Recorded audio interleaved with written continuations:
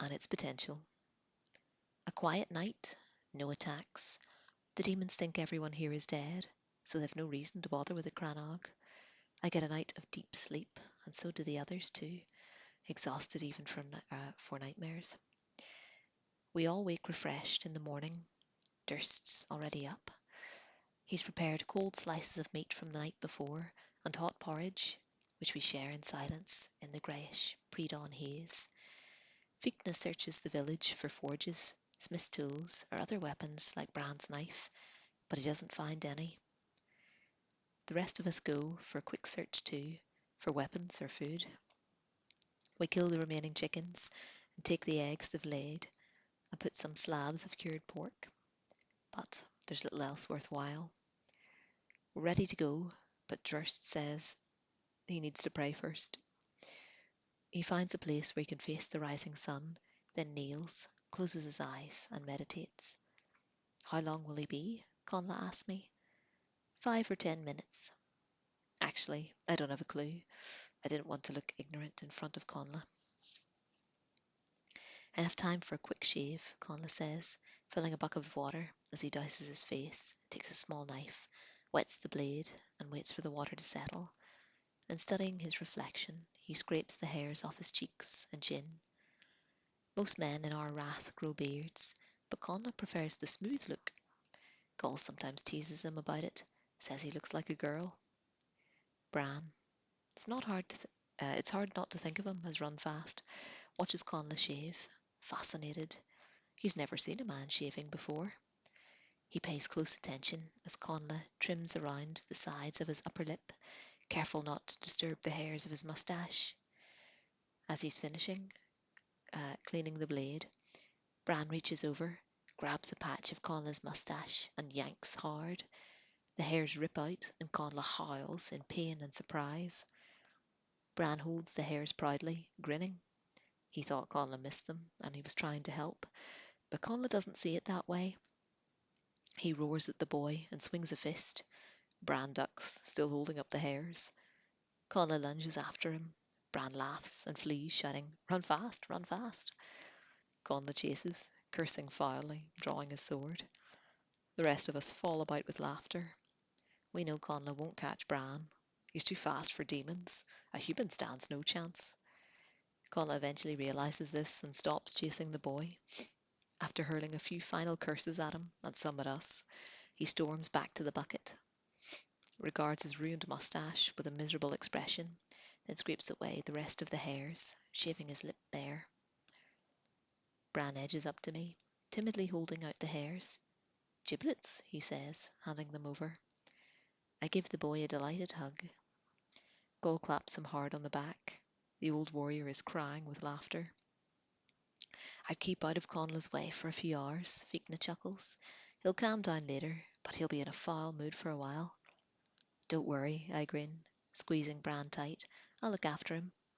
"Giblets," Bran repeats, stroking the hairs fondly, as if they were petals, making us all laugh again. Shortly after the sun rises, Jer stops praying, and we depart. Bran trots along beside us, unaware of the scowling Conla's dark looks. I keep the boy close, in case the surly warrior tries to hurt him. I doubt he would, but I'm never sure about Conla. He's a hard one to read, impossible to know how he'll react to a joke, or how deeply to heart he'll take an insult. I study Bran as he jogs, smiling at the countryside, squinting up at the sky and birds, perfectly content. I assume he had family and friends in the Crannog, all of whom are dead now, but he doesn't seem bothered by the loss. At first I pity him, but the more I think about it, pity turns to envy. Must be nice to live like Bran, immune to the pains the rest of us suffer, knowing what I know, that unless Durst succeeds, this land will be overrun by unstoppable demons. I wish I could be as empty-headed as the fleet-footed boy. Heading due west, we make good time. After a while, Durst stops, drops back, and walks beside me, nudging Bran out of the way. The druid asks a lot of questions about my past, Banba, my training. He wants to know what I can do, how powerful I am. He sneers when I tell him about my remarkable memory. That doesn't interest him. When he asks about my family, I tell him I'm an orphan of unknown origin. You have no idea who your people were? He presses. No, I pause. Do you? He frowns. Why should I? I shrug, not wishing to tell him about my vision and the possibility that my mother might have been sending me out to find my original clan. Durst continues, asking about my magic, what spells I know, where my strengths lie. His inquiries fill me with unease. They shouldn't. It's natural for a magician to be interested in the abilities of another, but this doesn't feel like simple curiosity. It seems like he's testing me, probing for weakness. I recall what he said back in the hut. You'll do. And worry burns my stomach like fire. At midday, we take a short rest. Durst sits slightly apart from the rest of us.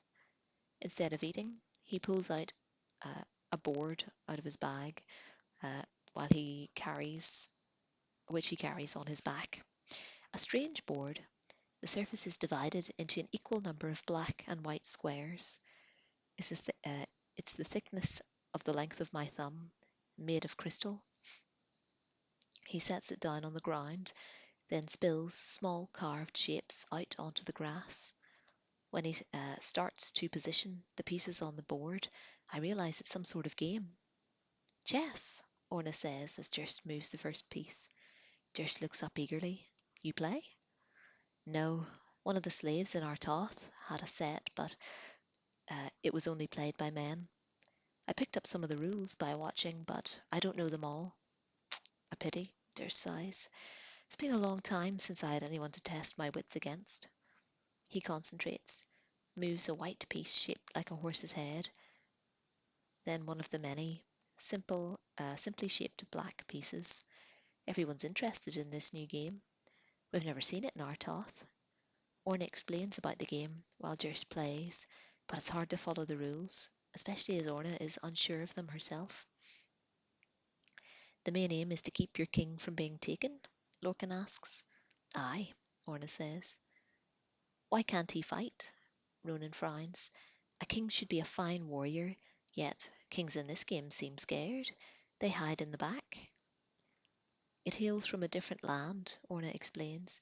In some places, kings don't fight. They send others into battle in their place. Angry mutters from the men. That's not right. Barbarians. The likes of those wouldn't last long against demons. I ignore and focus on Durst and the way his hands linger over pieces. Long, slender, unmarked fingers. They move the pieces swiftly, smoothly from one spot to the other. I get the sense that he could move us just as easily, and maybe he already has. After lunch, Durst marches beside me again, but now, instead of asking questions, he says, I can teach you if you're willing to learn. Chess? I reply eagerly. No, magic. I come to a halt and stare at him as if he slapped me. Fiachna and Conla stop behind us, hands sliding to their weapons. I start walking again before they ask what's wrong. Durst keeps pace beside me, waiting for me to speak. Bran's on the other side, following a butterfly. My head's buzzing with conflicting thoughts. I'd love to learn magic from a druid. They can do so much more than a priestess. But men teach boys, women teach girls. That's the way it's always been. I wouldn't teach you all the spells. I'd teach a male student, Durst says, reading my thoughts. There are secrets not fitting for one of your gender, just as you know secrets not suitable for a man. But we could work on your technique. I could show you where you're weak, help you improve, teach you some new spells, those which you deem acceptable. But men, girls, it isn't done, I mutter, red-faced at the thought of sharing my spirit with a man, as I must if I allow him to become my tutor. Just because something hasn't been done doesn't mean it shouldn't be, Durst says. I prefer to work with a boy, just as you'd rather have a priestess to learn from. Fact is, we only have each other. We can be bold and make the most of this opportunity, or we can be prim and let it pass. Bec? He waits for my answer. After a long, dry-mouthed moment, I nod clumsily. I would be glad to learn from you. Good, he says, then rests his fingers against my forehead. Close your eyes and think of the moon. Before we begin, I want you to clear your head of all the rubbish you've let it fill with lately. Your mind is too much that of a human, not a priestess. A rush, a buzz, tingling all over, my head, my body, my spirit, full of magic. 4 days marching, 4 nights spent in the open. We lie down each dusk, uh, singly or in pairs, sheltering beneath trees.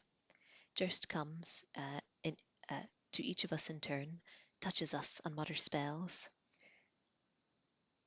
We have orders not to move during the night, even if we need to empty our insides.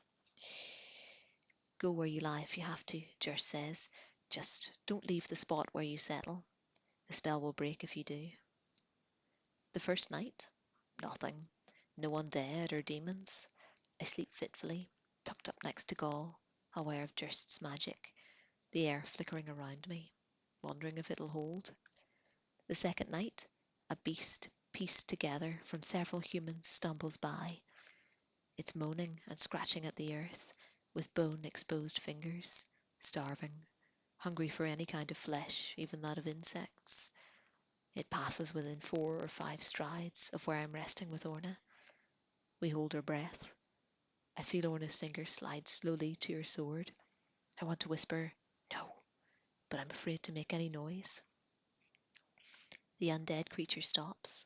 I think it's seen us. Orna hisses. Her hand finds the hilt of her sword. Her fingers tighten. Then a fox darts from under a bush and pelts away from the undead beast. It howls and lumbers after the animal, arms flapping up and down. Silence, broken after a few seconds by Durst. The only two of you who didn't reach for their weapons were Bec and Gaul. And Gaul's asleep. A short pause. I sense his smile in the dark.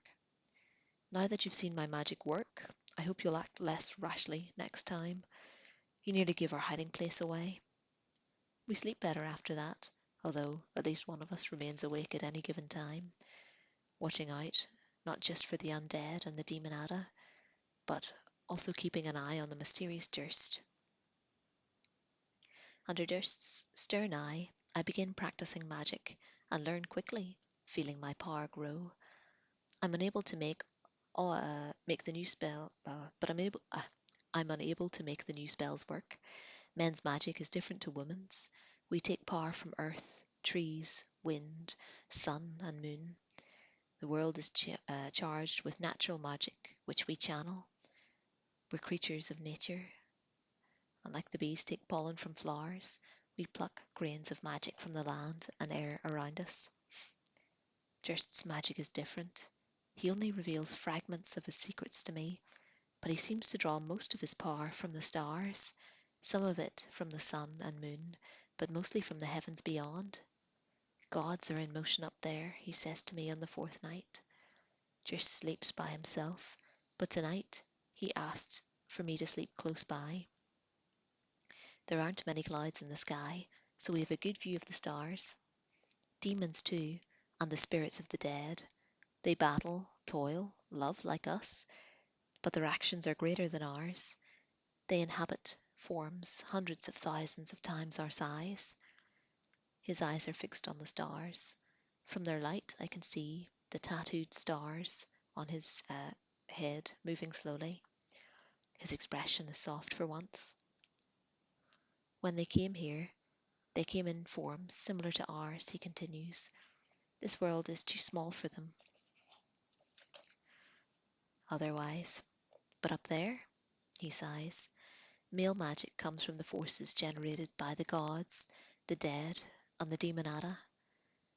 We've learned to tap into their power, the way priestesses tap into the roots of trees or the hearts of bears, but the magnitude, the dangers.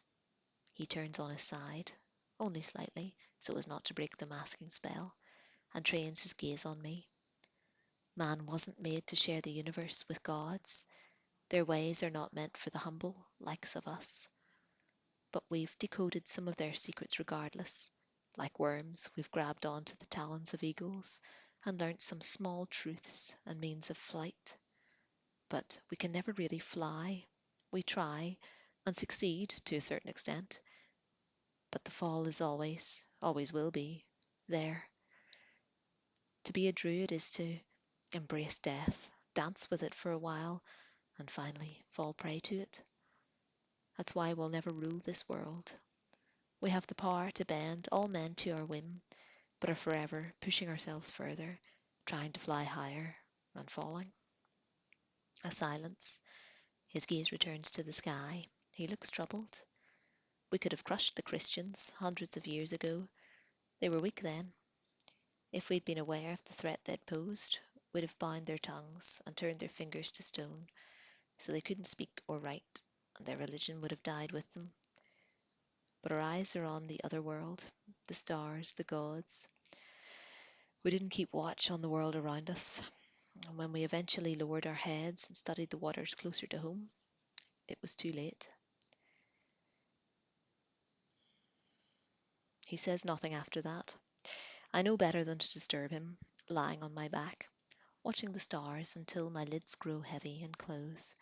I think about his words and try to imagine a world where druids have magic and magic have no place, and I realise just before I sleep that in such a world I would have no place either.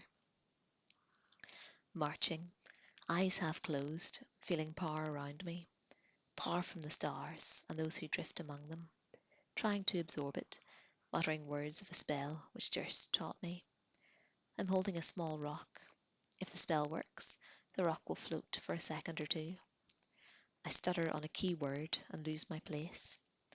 Durst's hands instantly connect with the back of my head. Concentrate, he snaps. I am, I snap back.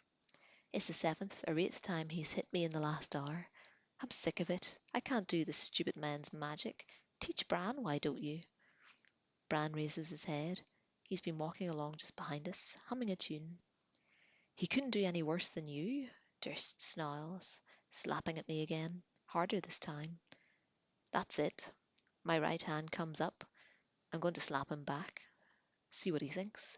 But before I can, people often say I'm too small to be a smith. Durst and I look up, startled. Fikna, who was marching ahead of us, has stopped and is smiling. This has nothing to do with you, Durst growls. I never said it had, Fikna replies. I'm just remarking. People often say I'm too small to be a smith. They think smiths have to be large, burly men who can swing two heavy hammers at once and bend iron with their hands. And most are. But they don't need to be. My master was a gentle man. He had a bad leg. He broke it when he was a child, and it didn't heal properly, so we never fought. But he made some of the finest weapons imaginable. He knew iron, how to bend it to his will and get the best out of it. He'd always talk while he worked, happily chattering away, seemingly to himself. People thought he was mad, but he wasn't. He was talking to the iron, learning from it, easing it and teasing it into the shape he wanted, the shape it wanted. I don't see, Durst begins, but Fikna talks over him. He taught me to work that way too. He never beat me or shouted or lost my temper or his temper. I wasn't his first apprentice or his last. He'd take boys on for a while, teach them his ways, observe them, let them go if he felt they couldn't learn anything else from him. A short pause, then he adds, apologies for telling you your business, but it might be the best way to teach Bec, unless you think she can't learn. She can, Durst shouts. She has potential. I can feel it. Then hitting her won't help, will it? Fikna says calmly. My master always said you couldn't beat skill out of someone. They had to learn it their own way, in time. If you rushed them, you only delayed them. You had to be firm, but not cruel. Cruelty is a barrier, and barriers slow people down. My masters beat me unconscious whenever I made a mistake, Dirce says. He sounds like a bitter child.